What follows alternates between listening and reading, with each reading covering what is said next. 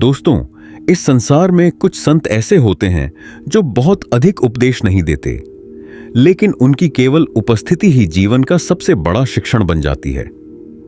नीम करौली बाबा भी ऐसे ही संत थे। उन्होंने कभी अपने ज्ञान का प्रदर्शन नहीं किया, कभी अपने चमत्कारों का गुणगान नहीं किया, लेकिन जो भी सच्चे मन से उनकी शरण में गया वह कभी खाली हाथ नहीं लौटा। यह कथा एक ऐसे व्यक्ति की है जो बहुत समझदार था, सफल था, लेकिन उसके जीवन में श्रद्धा नहीं थी, विश्वास नहीं था, और सबसे बड़ी बात, उसके मन में अहंकार था। वह व्यक्ति एक व्यापारी था। उसका व्यवसाय अच्छा चल रहा था, उसके पास धन था, समाज में सम्मान था, लेकिन उसके हृदय में शांति नहीं थी। उसने कई संतों के बारे में सुना था, लेकिन वह मानता था कि यह सब केवल दिखावा है। एक दिन उसने लोगों के मुख से सुना कि वृंदावन के पास एक संत रहते हैं जिनका नाम नीम करौली बाबा है, जो बिना पूछे ही मनुष्य के मन की बात जान लेते हैं। व्यापारी ने मन ही मन सोचा, मैं भी देखूं, आखिर यह बाबा अलग क्या कर लेते हैं। जब वह नीम करौली बाबा के पास पहुंचा तो उसने देखा कि बाबा जमीन पर शांत भाव से बैठे हुए हैं। ना कोई गद्दी थी, ना कोई आसन, ना कोई भीड़। व्यापारी के मन में तुरंत विचार आया, अगर ये सच में महान होते तो लोग इनके चरणों में पड़े होते।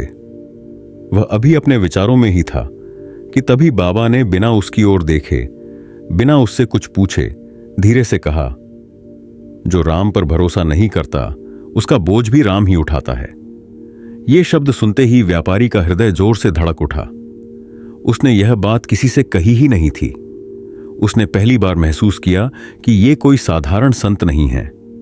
बाबा ने उसकी ओर देखा और केवल इतना कहा, कल अपना सारा माल लेकर यहां आना। व्यापारी घबरा गया।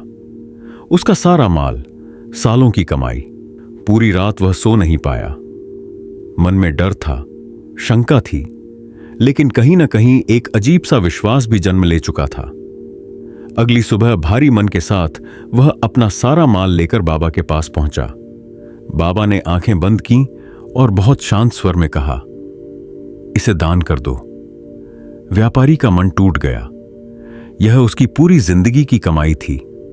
उसके हाथ कांप रहे थे, आंखों में आंसू आ गए, लेकिन उसने अपने मन के डर को दबाकर हां कह दी। जैसे ही उसने समर्पण की भावना से अपना माल दान किया, उसके मन का बोझ हल्का हो गया।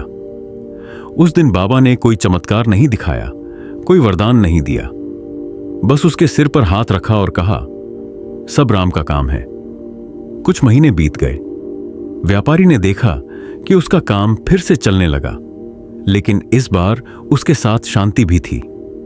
पैसा पहले से अधिक आने लगा, लेकिन अब अहंकार नहीं था। वह प्रतिदिन राम का नाम लेने लगा।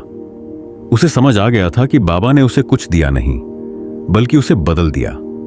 उसने जान लिया कि नीम करौली बाबा चमत्कार से अधिक मनुष्य के हृदय का परिवर्तन करते हैं। दोस्तों, बाबा का संदेश बहुत सरल है। प्रेम करो, सेवा करो और अपना सब कुछ राम पर छोड़ दो।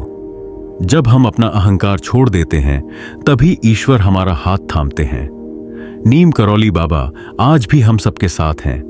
बस शर्त इतनी है कि हम अपना मन सच्चे भाव से उनके चरणों में रख दें।